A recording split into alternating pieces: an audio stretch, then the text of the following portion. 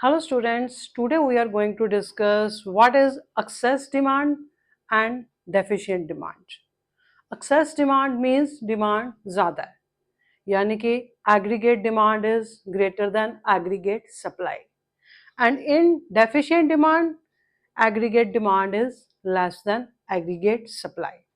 और एक बात और आपको मैं क्लियर करना चाहूँगी, जो क्लासिकल इकोनॉमिस्ट हैं उनके अकॉर्डिंग जब भी एग्रीगेट डिमांड और एग्रीगेट सप्लाई आपस में इक्वल है, इक्विलिब्रियम में है, देन इकोनॉमी में हमेशा फुल एम्प्लॉयमेंट की सिचुएशन होएगी. बट अकॉर्डिंग टू केन्सियन, उनके अकॉर्डिंग एग्रीगेट डिमांड और जब एग्रीगेट सप्लाई आपस में इक्वल है, यानी कि इक्विलिब्रियम में है, तो ये जरूरी नहीं इकोनॉमी में at that time there is a full employment. At that time यानी कि जो इक्विलिब्रियम है वो beyond the full employment level भी हो सकता है, ओवर फुल एम्प्लॉयमेंट लेवल, या अंडर एम्प्लॉयमेंट लेवल भी इक्विलिब्रियम हो सकता है. यानी कि अब आपको जैसे क्लियर होगा बाय डायग्राम, यानी कि क्लासिकल इकोनॉमिस्ट क्या कहते हैं कि जब aggregate demand is equal to aggregate supply, at that time हमेशा इकोनॉमी में फुल एम्प्लॉयमेंट की सिचुएशन होएगी.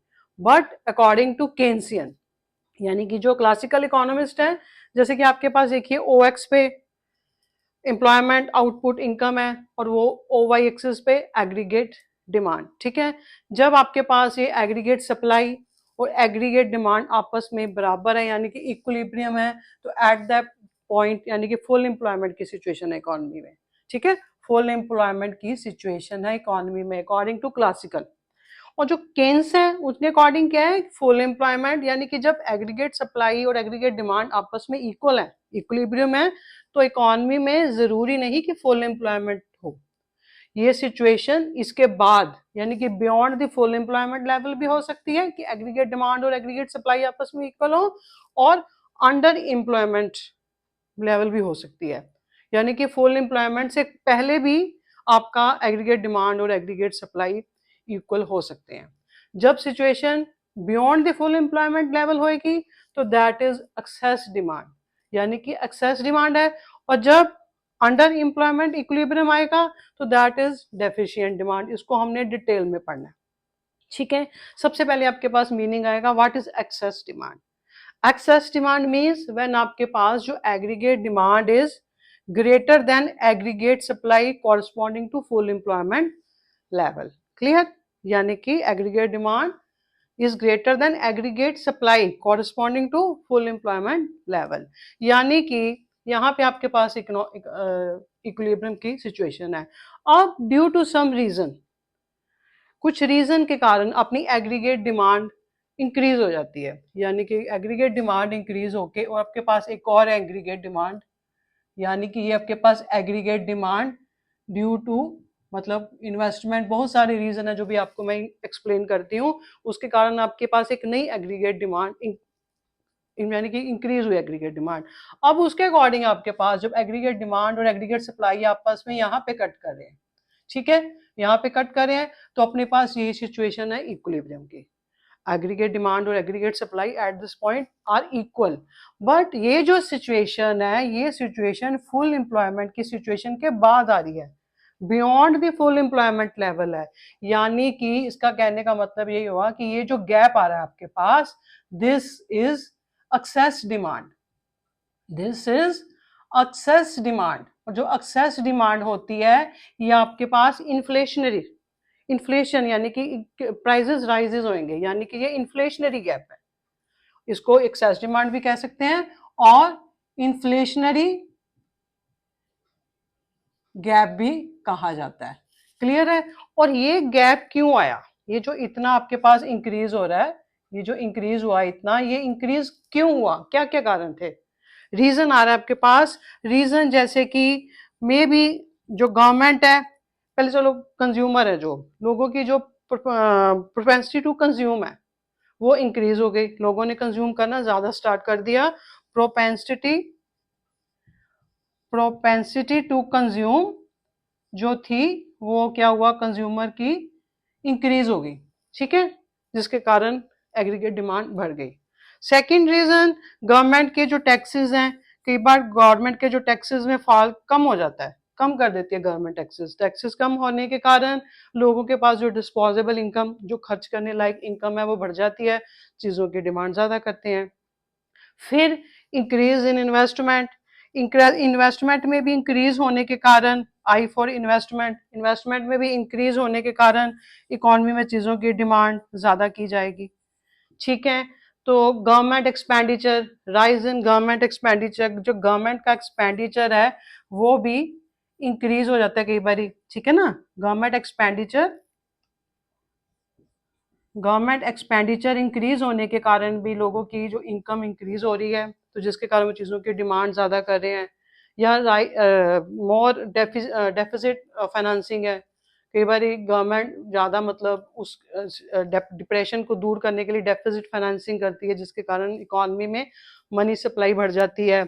और कई बार क्या होता है, ये जो आपके पास एक्सेस डिमांड आती है, ये इसका कारण ये भी होता है कि आपके पास जो राइज इन एक्सपोर्ट है, राइज इन एक्सपोर्ट यानी कि जो आपके एक्सपोर्ट बढ़ जाते हैं।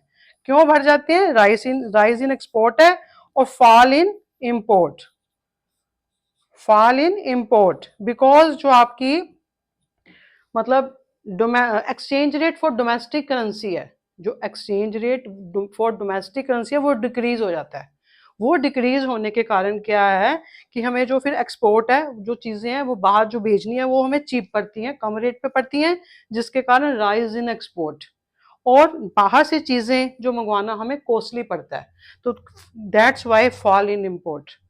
बिकॉज ये क्यों होता है? बिकॉज ऑफ मतलब जो exchange rate for domestic currency decrease के कारण हमें राइज इन एक्सपोर्ट हो जाते हैं, और फॉल इन इंपोर्ट होने के कारण जो हमारी एग्रीगेट डिमांड इंक्रीज हो जाती है। ये सारे आपके पास एग्रीगेट डिमांड क्यों राइज हो रही उसके रीजन थे, ठीक है, ये रीजन थे। अब आपके पास आ रहा है इम्पैक्ट इस चीज का। आपके पास इम्पैक्ट क्या पड़ा, असर क्या पड़ा इस चीज का? देखो, जब आपके पास एग्रीगेट डिमांड इंक्रीज हो रही है, ठीक है, तो यानी कि ये आपके पास फुल एम्प्लॉयमेंट की सिचुएशन थी, यानी कि जो जितने लोग थे सबको, जो एम्प्लॉय काम करना चाहते थे सबको रोजगार मिला हुआ है, यानी कि ये बाद की सिचुएशन है। यानी कि इसका मतलब ये हुआ, इसका जो एक्सेस डिमांड है इसका इम्पैक्ट ये पड़ेगा, आप आउटपुट को इंक्रीज नहीं कर सकते, यानी कि सप्लाई को इंक्रीज नहीं कर सकते। क्यों? क्योंकि ऑलरेडी जितने लोग थे वो सारे एम्प्लॉयमेंट मिली हुई है उनको, तो फिर आप प्रोडक्शन कैसे इंक्रीज करोगे? प्रॉपर पहले यूटिलाइजेशन हो रखी सारे सोर्सेज की। यानी कि एक्सेस डिमांड का इम्पैक्ट क्या पड़ता है कि आप no increase in output, no increase in output, कोई भी आउटपुट में इंक्रीज नहीं होगा, आप कैपेसिटी को ज्यादा नहीं बढ़ा सकते अब सप्लाई को। फिर दूसरा, no increase in employment, employment में भी इंक्रीज नहीं होएगा, बिकॉज ऑलरेडी पहले ही फुल एम्प्लॉयमेंट थी, ठीक है ना। ये तो फुल एम्प्लॉयमेंट के बाद की सिचुएशन है। और इससे होगा क्या? आपके राइज इन प्राइजेस होंगे, क्योंकि डिमांड बढ़ रही है, इसलिए क्या होगा? चीजों के प्राइजेस बढ़ेंगे, सप्लाई नहीं बढ़ेगी, ठीक है। ये इसके इम्पैक्ट थे, यानी कि aggregate demand, when demand is greater than aggregate supply, ठीक है। तो ये आपके पास एक्सेस डिमांड, जिसको आप इन्फ्लेशनरी गैप भी कहते हैं, और रीजन भी आपको क्लियर। और ये आपके पास इम्पैक्ट, इम्पैक्ट यानी कि no increase in output, no increase in employment, सिर्फ राइज इन प्राइसेस है। ये तो था आपके पास इन्फ्लेशनरी यानी कि एक्सेस डिमांड। अब आपके पास आ रहा है डेफिशिएंट डिमांड। डेफिशिएंट डिमांड वही, यानी कि ये सिचुएशन होगी beyond the full employment level. अब कहते हैं कि कुछ कारणों के कारण इकोनॉमी में डिमांड कम हो रही है, यानी कि एग्रीगेट डिमांड जो थी कम हो गई, एग्रीगेट डिमांड कम हो रही है। माइनस करेंगे हम, चेंज इन इन्वेस्टमेंट आ रहा है। अब ये आपका इक्विलिब्रियम यहाँ पे आ रहा है, पहले आपका इक्विलिब्रियम यहाँ पे था, ये फुल एम्प्लॉयमेंट सिचुएशन थी। अब जो आ रहा है इक्विलिब्रियम, ये अंडर एम्प्लॉयमेंट है लोग, ठीक है ना, फुल एम्प्लॉयमेंट से पहले की सिचुएशन है।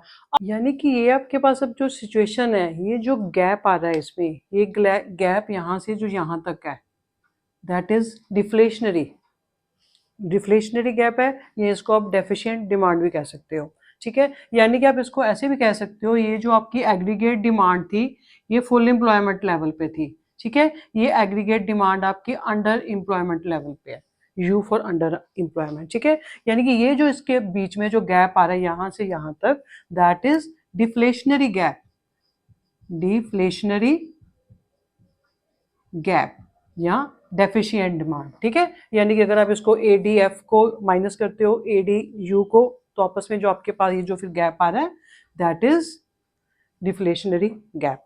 और ये डिफ्लेशनरी गैप है, इसके रीजन क्या है, ठीक है। रीजन जैसे कि आपने एक्सेस डिमांड के जो रीजन किए हैं वैसे इसके आपके पास आएंगे रीजन, वो इससे उलट चलेंगे। जैसे कि डिमांड, एग्रीगेट डिमांड कम क्यों हो रही है, पहले तो आ रहा है प्रोपेंसिटी टू जो कंज्यूम है, लोगों की कंज्यूम करने की वो है कम हो रही है, that's why they are demanding कम, एग्रीगेट डिमांड कम हो रही है। दूसरा, जो गवर्नमेंट जो टैक्सेस है, गवर्नमेंट टैक्सेस इंक्रीज कर देती है जिसके कारण उनके पास डिस्पोजेबल इनकम है जो कम बच रही है, तो जिसके कारण वो लोग एग्रीगेट डिमांड कम हो रही है।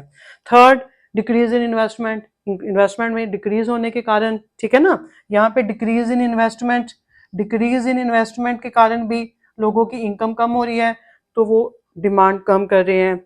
फिर आ रहा है आपके पास गवर्नमेंट एक्सपेंडिचर, जो वो भी गवर्नमेंट एक्सपेंडिचर भी डिक्रीज हो रहा है, फॉल इन गवर्नमेंट एक्सपेंडिचर। यानी कि ये सारे जो पॉइंट हैं इसके रीजंस हैं ये इससे उलट चलेंगे, ठीक है। यहाँ पे जो इंक्रीज हो रहे थे यहाँ पे डिक्रीज होंगे, रीजन आपको पता लग गया क्यों, वाई, ठीक है। गवर्नमेंट एक्सपेंडिचर आपके पास डिक्रीज हो रहा है जिसके कारण एग्रीगेट डिमांड फॉल हो रही है।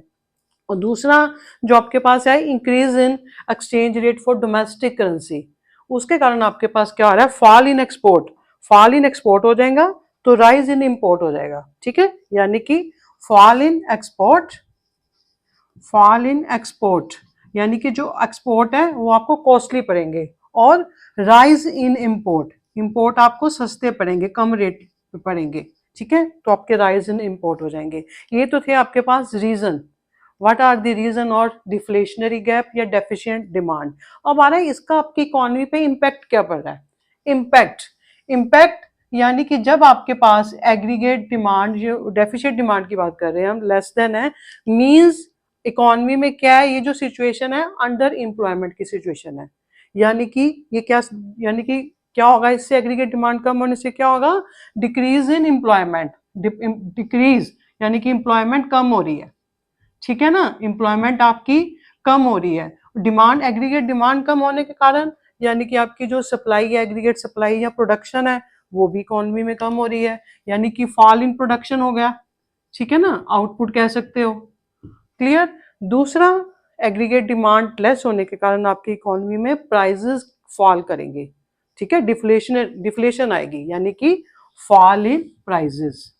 ये इसके सारे इम्पैक्ट हैं, ठीक है ना। इम्पैक्ट यानी कि एम्प्लॉयमेंट कम होएगी, आउटपुट कम होएगी और प्राइस में फॉल होएगा, ठीक है। और ऐसे ही आपको इसका डिफरेंस भी पूछा जा सकता है, what is the difference between excess demand और deficient demand. Excess demand means aggregate demand is greater than aggregate supply, और deficient demand, aggregate demand is less than aggregate supply, ठीक है। It leads to inflationary gap, ये leads to deflationary gap. ये जो situation है ये beyond the full employment level situation excess demand, और deficit demand it is a situation of under employment level. इसमें excess demand में आप एम्प्लॉयमेंट को इंक्रीज नहीं कर सकते, आउटपुट को इंक्रीज नहीं कर सकते, सिर्फ आपके प्राइसेस राइज होंगे। और दूसरी तरफ डिफ्लेशनरी में आपकी एम्प्लॉयमेंट डिक्रीज हो रही है, प्राइस डिक्रीज हो रहे हैं, आउटपुट डिक्रीज हो रही है। ये जो था इनके आपके पास इसके डिफरेंस बिटवीन एक्सेस डिमांड और डेफिसिट डिमांड या इन्फ्लेशनरी गैप और डिफ्लेशनरी गैप, ठीक है। और इसके बाद हम आपके जो, क्योंकि इकोनॉमी के लिए ना तो इन्फ्लेशन ना deflation, situation excess demand deficit demand दोनों ही नहीं अच्छी, स्टेबिलिटी होनी चाहिए इकोनॉमी में। उसको स्टेबिलिटी को मेंटेन करने के लिए गवर्नमेंट को या सेंट्रल बैंक को कुछ मेजर्स अडॉप्ट करनी पड़ती हैं, उस मेजर्स को हम अपने नेक्स्ट लेक्चर में डिटेल में स्टडी करेंगे, ठीक है। तब तक have a nice day, all the best.